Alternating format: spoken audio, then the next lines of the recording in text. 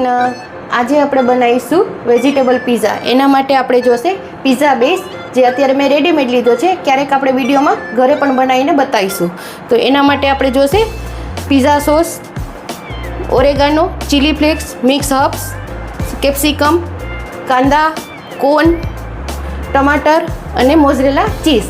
આમાં આપણે બીજું વેજીટેબલ બી આપણે નાખવું હોય નાખી શકાય, પણ હું આ રીતે બનાવું છું તો સરસ લાગે છે. તો પહેલાં આપણે સૌથી પહેલાં આ રોટલા ઉપર સ્પેચ્યુલાથી આપણે સ્પ્રેડ કરી લઈએ. પહેલાં આ રીતે આપણે બધું લગાવતા જઈશું.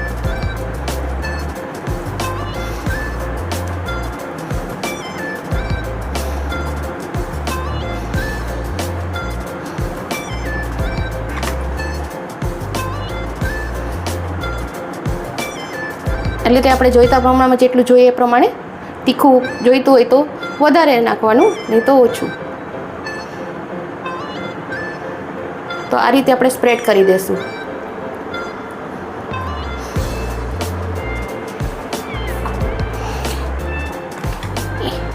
એના ઉપર કાંદા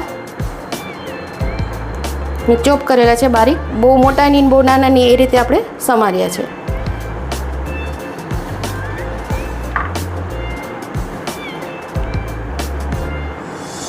હવે આપણે પેનમાં રાખી દઈશું.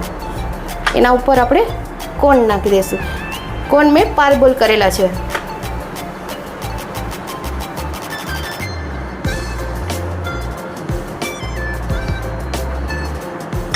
એના ઉપર કેપ્સિકમ,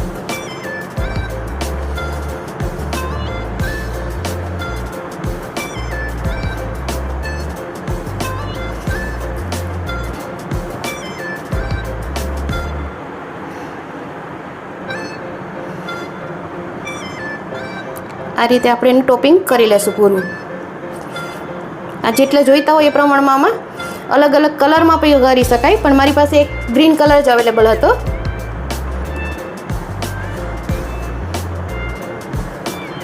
આનાથી થોડુંક ક્રન્ચી ટેસ્ટ આવશે.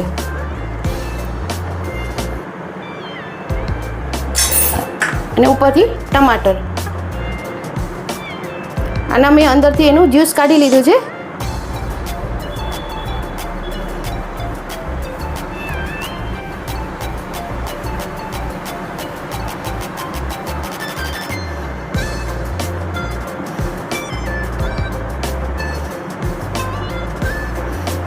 આ રીતે આપણે બધું ટોપિંગ કરીશું.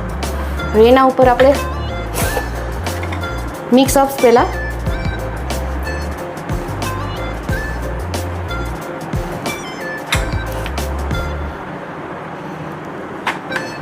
ઓરેગાનો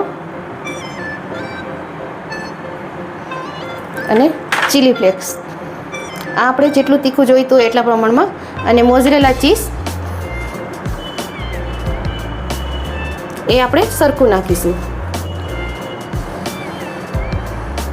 ચીઝ આપણે જેટલું ભાવે એટલું નાખી શકાય, પણ પીઝામાં તો ચીઝ હોય તો જ ભાવે.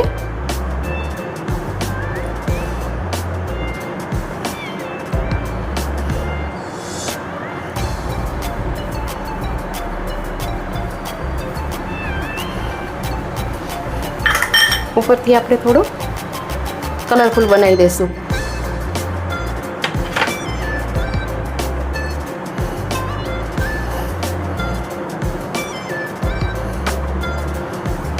અને 2-3 ટમાટર મૂકી દઈએ અને આને બેક કરવા મૂકી દઈશું. અને આપણે ઓવનમાં બી કરી શકીએ. એ રીતે આપણે ગેસ ઉપર મૂકી દઈશું બેક થવા માટે 5 મિનિટ માટે. 5 થી 7 મિનિટ થશે.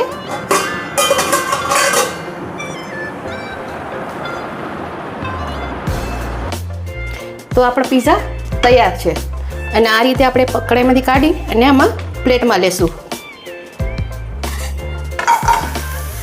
હવે એને આપણે, જો તમે જોઈ શકો છો, એકદમ ચીઝ ઓગળી ગયું છે, મેલ્ટ થઈ ગયું છે એમાં. અને ગરમ છે. આ રીતે આપણે એનું કટિંગ કરીશું.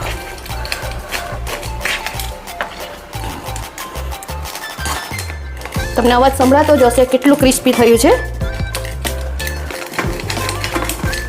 તો આ રીતે આપણે કટ કરીએ છીએ. તો આપણા પીઝા તૈયાર છે. એકદમ જો મેલ્ટ થઈ ગયું છે ચીઝ, અને તમે જોઈ શકો છો કે આપણે ઘરે બનાવ્યા છે. તો જો તમને મારી રેસીપી પસંદ આવી હોય તો મારી ચેનલને લાઈક કરો, શેર કરો, સબસ્ક્રાઈબ કરો અને મારો વિડીયો વધુ ને વધુ શેર કરો. બધાને જય શ્રી કૃષ્ણ.